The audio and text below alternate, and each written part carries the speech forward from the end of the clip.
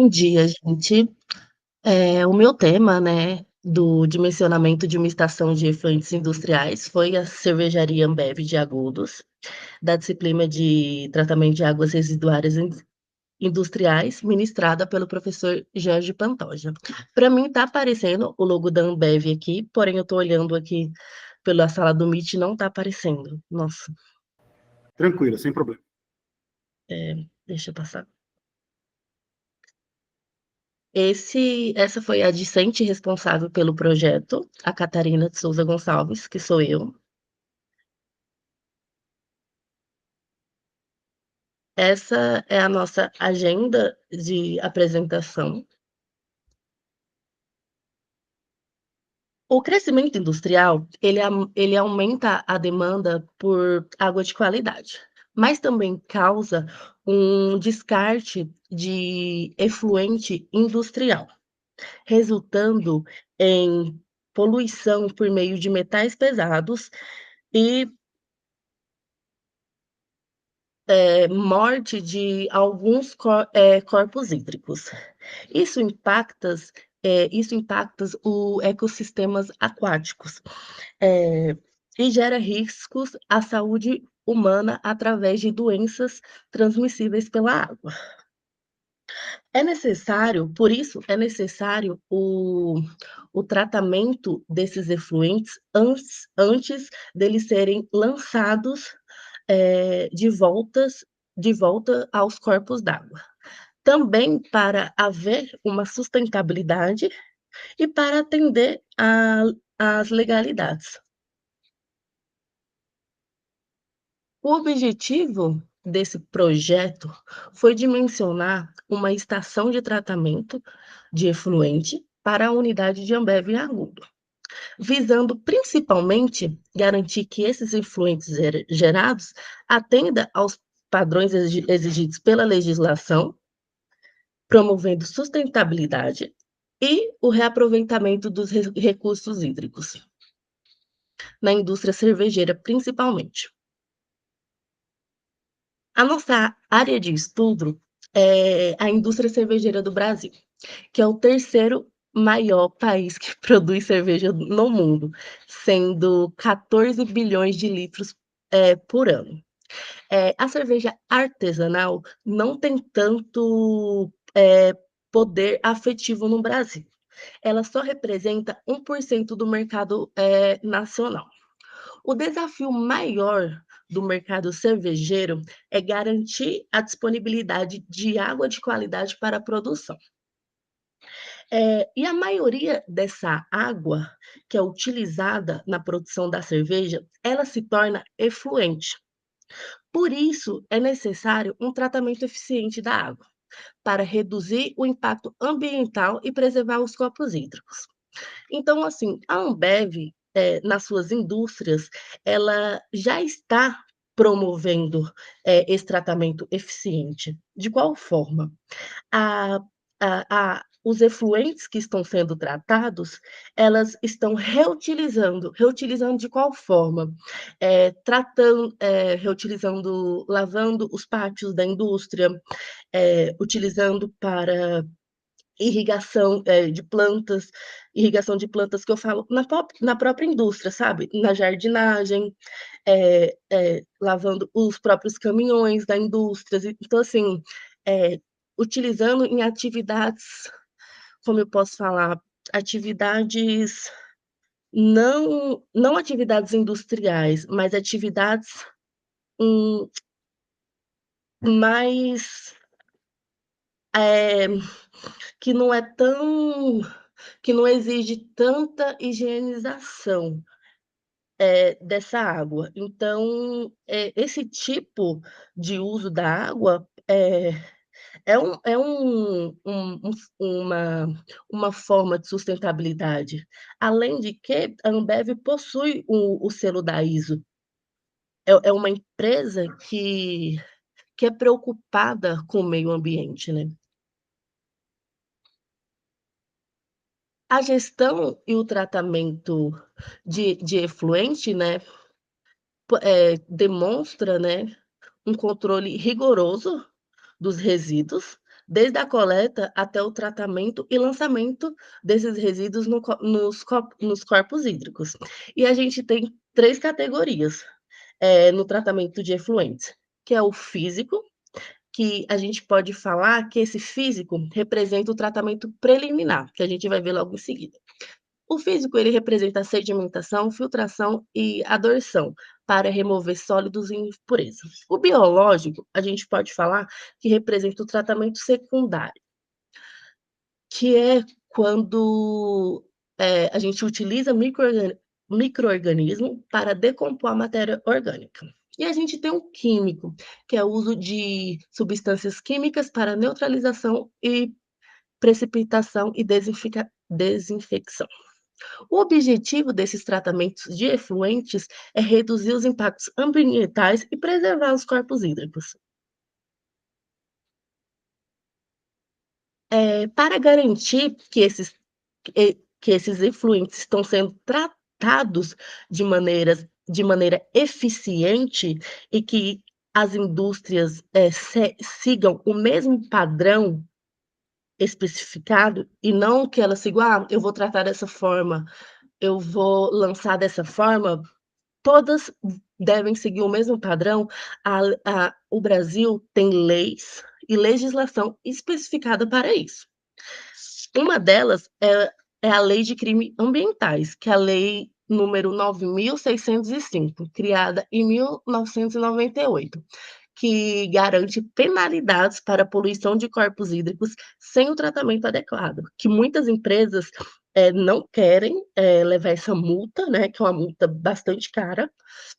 A outra é a resolução, CONAMA número 430 de 2011, que define limites de poluentes lançados em corpos hídricos, que é limite de DBO e DQO, conforme a classe do corpos hídricos. E ela proíbe o aumento da temperatura da água, né, esse aumento de maior que 3 graus Celsius.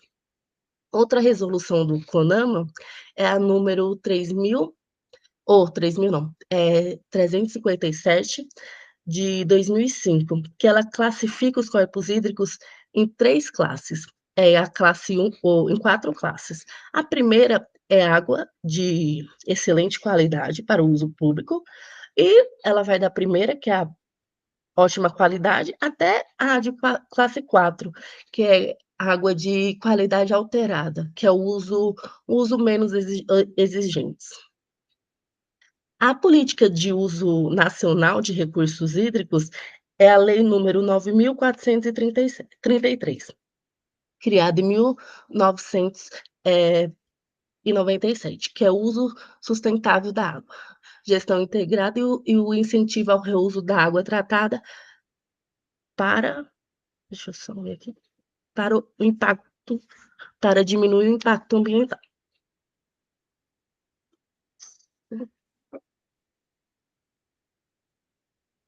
Para iniciar o nosso dimensionamento em si desse projeto, a gente tem que calcular a vazão do projeto. E como a gente calcula? A gente calcula com uma soma. A gente, soma a vazão gerada pelo efluente industrial, mais a vazão do efluente sanitário. Beleza. Aí, com isso, a gente tem as vazões mínima, máximas e médias, que são respectivamente 400 metros cúbicos dia, 650 metros cúbicos dias e 900 metros cúbicos dias. Esses valores a gente multiplica por 4, 6, 6,5 e 9. Com isso, a gente obteve os resultados que correspondem às vazões mínimas, média e máxima. Nós também adotamos, nesse caso, né, para calcular as vazões, nós adotamos o valor de 100 metros cúbicos dias, conforme o solicitado, multiplicando esse valor por 4, 600 ou 6 6,5 e 9. Obtemos os valores que correspondem às ações mínima, média e máximas. Assim que foi obtida, né, os valores das ações, a partir da soma também, né, como eu disse anteriormente. Enfim, nós chegamos nos tratamentos. O primeiro tratamento em si, de uma estação, né, de efluente, é o tratamento preliminar. O que quer dizer esse tratamento preliminar? É um tratamento para eliminar os resíduos mais grotescos, eh, os resíduos mais grotescos que irão atrapalhar, que serão mais difíceis de serem eliminados na etapa seguinte, que será a etapa do tratamento secundário. Então, essa etapa é fundamental, porque ela vai retirar esses resíduos mais grotescos, esses maiores resíduos. A primeira etapa desse tratamento preliminar, a gente tem a medição da vazão. A vazão, ela é medida pela calha Parcial, que ela é dada pela seguinte equação, que é Q, que representa a vazão, vezes K, não, Q igual a K vezes H elevado a N. Nesse projeto, a calha Parso, ela é de largura nominal de 3 polegadas e por isso, com uma, tabela correspondente a essa calha, nós temos um N de 1,547 e um H de 0,176. Nesse caso, nós temos, uma vazão, né, que ela vai depender da vazão mínima e a vazão, média dessa vazão mínima e máxima dessa. Aqui tem uma figura exemplificando o que é essa calha, o que é uma calha Parcial, porque a gente adiciona uma calha Parcial. A gente compra, né, a indústria compra uma calha. Então, aí está uma imagem mostrando o que é essa calha, né. Nesse caso, essa calha aí tem 3 polegadas e custa essa empresa, né, que eu procurei, é de Águas Claras, né, uma loja de Águas Claras. Ela foi colocada, né, em 2017, essa calha foi construída, colocada na loja, mas está vendendo hoje, está no mercado hoje, e ela custa em torno de 1.159,30 reais. Não é tão cara, porém é tipo um processo, é um terço do processo. Não significa que é um processo inteiro, mas é uma parte do processo. Então, se a gente vê o processo inteiro, é um dimensionamento caro, mas a calha em si não é tão cara assim. O próximo passo, após calcular, essa calha, a gente vai para o dimensionamento da caixa de areia. Eu procurei mostrar as principais fórmulas. Para a gente, calcular, para a gente dimensionar a caixa de areia, no meu ver, a principal fórmula é a do rebaixamento Z. Porém, para a gente calcular o rebaixamento Z, a gente precisa da altura máxima e da altura mínima. Para a gente calcular a altura máxima e a altura mínima, a gente precisa, dessa fórmula aqui. Ui. Q máximo igual a K vezes H máximo elevado a N. Com isso, a gente acha o valor de H máximo igual a 0,17 metro. O mesmo vale para achar o valor de H mínimo, que é igual a Q mínimo igual a K vezes H mínimo elevado a N. Com isso, a gente acha o H mínimo de 0,100 metros. Após isso, a gente insere esses dados na fórmula do rebaixamento Z e a gente acha o Z. Depois do cálculo da da caixa de areia, a gente vai para o dimensionamento das grades, que são, barras metálicas, que são dispostas, em verticais ou inclinadas. Essas barras, elas servem para impedir que eh, esses resíduos, quando eu falo resíduos, são resíduos mesmo, como eu posso falar, tipo assim, saco de lixo, eh, garrafa PET, sejam passados para, para a próxima etapa do tratamento. Esse sistema de gradeamento serve para impedir que esses sólidos, né, grotescos, avancem. Eles impedem, né, que eles, ultrapassem, né, eles impedem isso. Nesse caso, essas grades, se elas forem inclinadas, elas ficam com um ângulo de, eu usei no meu projeto, de 45 graus. Ao meu ver, essas 2 fórmulas foram a mais importante. Eu não utilizei todas as fórmulas, porque no meu trabalho escrito está todas elas detalhadas, passo a passo, com todas as unidades. A primeira fórmula importante foi a fórmula da eficiência, que é o A sobre A mais T, que nesse caso a minha eficiência deu de 0,75, neste caso 75%.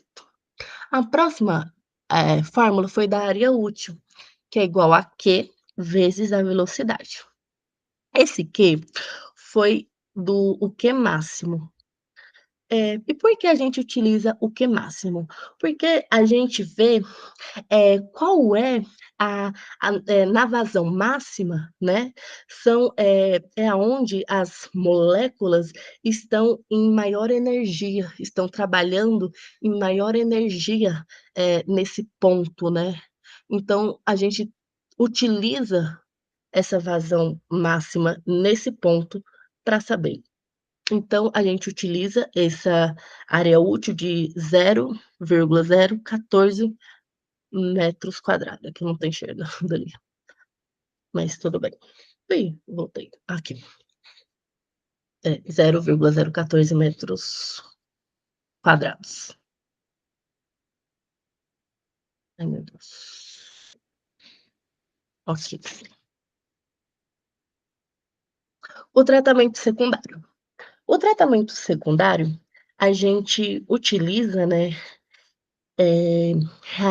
reatores, né, anaeróbicos para tratar esses efluentes de uma maneira onde não utilizamos, a presença do oxigênio. Ou seja, a gente trouxe esse efluente que já veio do tratamento preliminar, onde a gente já tirou esses sólidos grotesco, quando eu falo grotesco, é grotesco mesmo.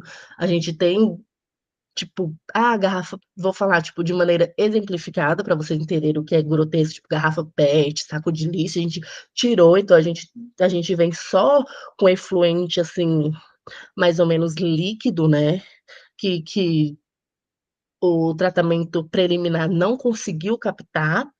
Tudo que o tratamento preliminar consegue captar, ele conseguiu, né, a grade consegue, tudo que eles conseguem captar, eles conseguiram. Então vem para o tratamento secundário, e agora, nós utilizamos micro-organismo para realizar o tratamento secundário.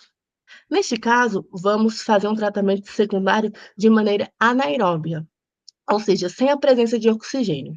E nesse caso nós, iremos construir, dimensionar um reator anaeróbio. Neste caso, nós optamos pelo reator WASP. As principais fórmulas, ao meu ver, utilizadas para o dimensionamento do reator foi o cálculo da carga orgânica, que é o COV, que é o Q vezes S, dividido pelo V, que é o volume do reator. e o cálculo da carga biológica, que é o CB igual Q vezes S dividido pelo M, que é a massa de micro-organismo. Por que eu coloquei essas 2 fórmulas? Depois tem mais. Porque, como eu falei para vocês, no dimensionamento do reator, nós temos mais de 20 fórmulas. Eu não iria colocar aqui todas as 20 fórmulas e ficar falando para vocês só fórmulas, porque seria cansativo. Todas as fórmulas está caracterizada em todo o trabalho escrito, tá lá, passo a passo, dimensionado, unidades, tudo, eu coloquei tudo passo a passo. Não foi trabalhoso para mim, eu gostei muito desse trabalho, gostei realmente muito. E está lá. Então eu não queria trazer nessa apresentação todas as fórmulas, eu queria mostrar o que eu entendi, a meu ponto de vista sobre isso. E eu quis trazer aqui o final, né, que é o ponto de o processo de partida, né, desse reator, que foi a massa do inóculo, que que eu vou precisar, né, para esse reator, que no caso, a massa do inóculo é calculada pela quantidade de DQ aplicada sobre o CB. Que nesse caso, a minha massa de inóculo que eu vou precisar é 3.426 quilos para o processo de partida. Então eu vou precisar disso, dessa quantidade de inóculo para pôr no reator. O volume de inóculo que eu vou precisar, né, a fórmula utilizada vai ser a massa de inóculo dividido pela densidade vezes C, que no meu trabalho deu 67 metros cúbicos de volume de inóculo. Então eu vou precisar dessa quantidade de micro-organismo e dessa quantidade de volume de micro-organismo. Agora vamos para a última etapa do processo de tratamento de efluentes, que é o processo de autodepuração.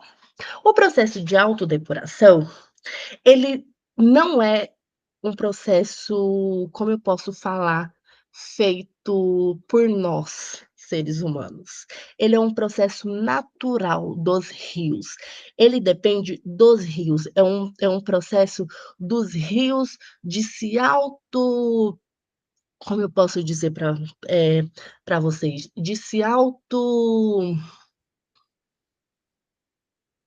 Eh De se autodepurar não, de se autorrecompor dos efluentes da contaminação que é jogada sobre ele. Então, assim, é um processo natural dos rios de de eh, de controlar, né, de preservar a contaminação que é lançada sobre ele. É um processo totalmente natural, então depende da quantidade de água, depende da vazão que os rios possuem. Então, assim, o que depende da gente no processo de autodepuração é a modelagem matemática, apenas isso. Então, assim, os modelos matemáticos, ele tem a capacidade de representar de forma simplificada e prática os processos hidrológicos, físicos, químicos e biológicos da autodepuração, sejam eles complexos. Então, isso é a única coisa que depende da gente na autodepuração, os modelos matemáticos. No mais, é tudo natural. A aplicação desses modelos, eles além de simular eventos, eles preveem condições futuras e avaliam alternativas, para esses corpos d'água. Então, assim, se a gente aplicar um modelo matemático certinhos, a gente pode prever condições futuras para esse rio. Ah, daqui 5 anos, esse rio não vai ter condições mais de se autodepurar. Ah, esse rio não vai ter mais condições de tanta poluição que é jogada sobre ele não vai mais conseguir, ficar tão como eu posso falar? Saudável não, tão esqueci a palavra. É um caso, por exemplo, do rio Piracicaba. Esse ano, né, teve o esse ano não, foi no meio do ano, em novembro, né, teve a história dos peixes, né, que morreram, que subiram, assim, e morreram. O rio Piracicaba, ele tem muitas indústrias em torno dele. E essas indústrias, elas descartam todos os seus efluentes no rio Piracicaba. E o rio Piracicaba, ele foi um rio que durante muitos anos, ele teve um processo de autodepuração. Ele conseguiu, eh ele conseguiu se manter, né, livre da poluição. Ele conseguiu se manter um rio ok, né. Porém, agora ele não tá conseguindo, ele tanto que a maioria, tipo, foi tanto peixe dourado, curimatá, gente, foi pra mim um genocídio de tanto peixe. E isso tudo foi de tanta carga, tanto efluente, tanta poluição jogada no rio. Então, assim, foi durante muitos anos, muitos anos, muitos anos. E, tipo assim, não foi de um ano para o outro, foi assim, mais de 50 anos. Essas indústrias vêm, eh eh, jogando seus efluentes no rio Piracicaba. Chegou um momento que esse rio não tem mais seu processo de autodepuração, acabou. Então, assim, é um processo que além por mais que seja natural, o rio também não consegue se manter. E esses modelos matemáticos, preveram isso, que eu estava vendo quando eu estava fazendo esse trabalho, teve um artigo, vários professores preveram que isso iria acontecer no rio Piracicaba, porém, né, ninguém dá ouvidos, né, só depois que acontece. Para a modelagem matemática do processo de autodepuração, nós utilizamos o rio Piracicaba não, o rio Itapetininga. O rio Itapetininga, ele é classificado como um rio de classe 2. Eh E para a modelagem, ela foi realizada com base no modelo de Streeter-Pupes, amplamente realizado para simular o processo de autodepuração. Esse modelo de Streeter-Pupes, ele nós realizamos 17 passos. Nesse trabalho, nessa apresentação, eu não mostrei para vocês os 17 passos que foram mostrados, que foram feitos. Como eu disse, os 17 passos estão no trabalho escrito, detalhados, com todas as unidades, detalhados passo a passo, com gráficos, com tabelas.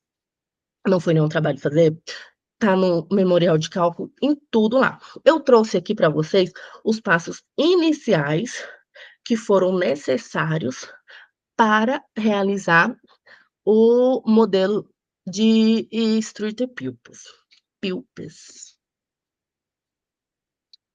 Inicialmente, é fundamental apresentar as características tanto do esgoto quanto do rio em questão.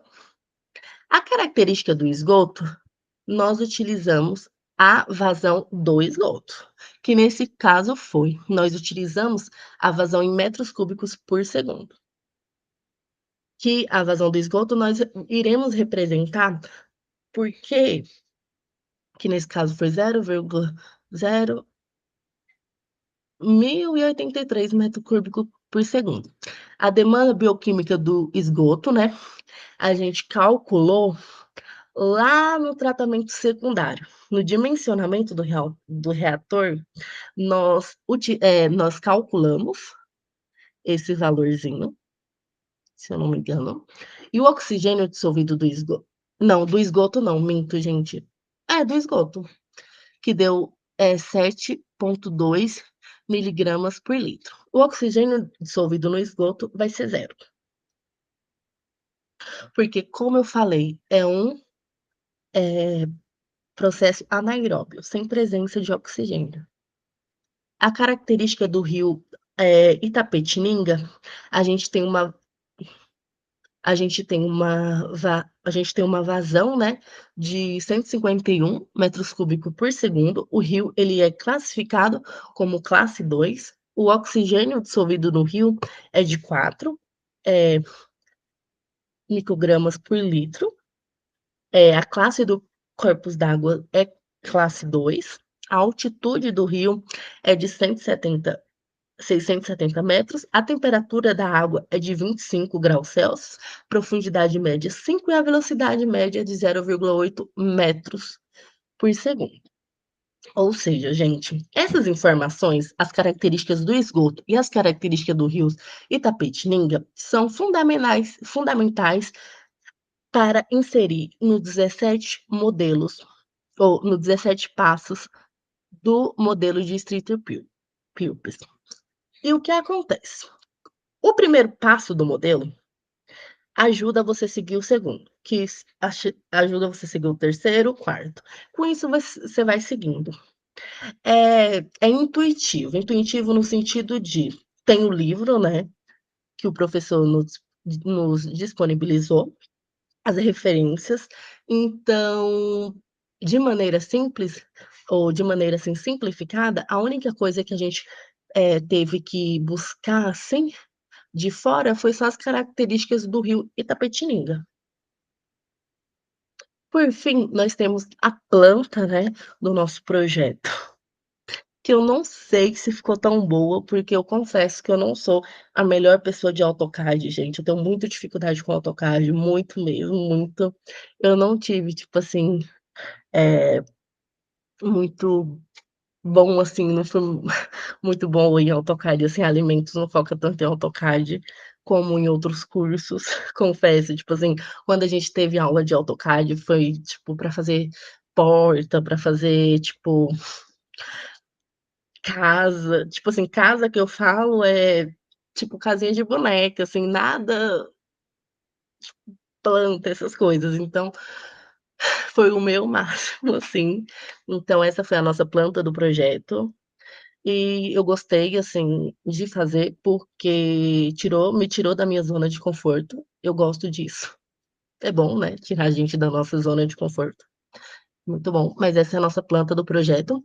Essa primeira aqui representa o nosso tratamento preliminar, que é a calha, né, eh, a calha Parcel e onde a gente tem, né, a calha Parcel. Aqui a gente tem o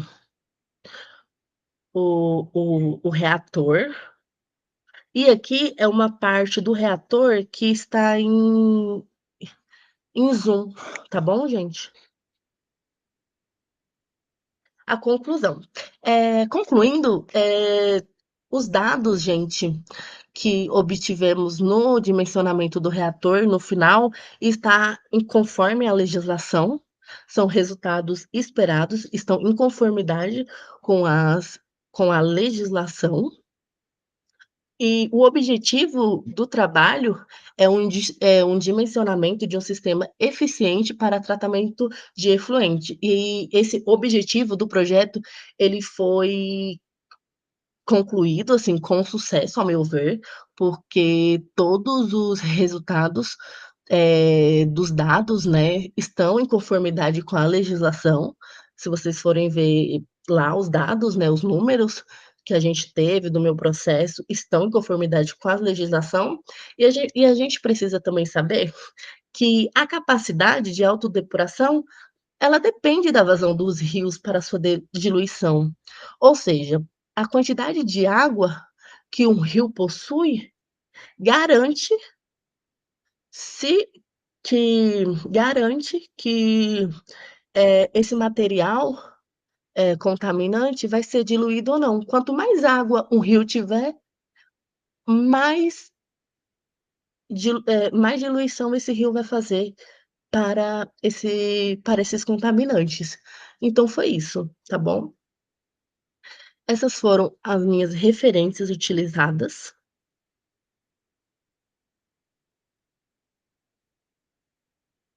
E muito obrigada pela atenção, gente. Muito obrigada mesmo, quero muito agradecer pela oportunidade. E obrigado, Catarina, pela sua apresentação. Eu já dei uma passada no seu texto escrito, está muito bom. O projeto está bem feito, né? Você apresentou bem.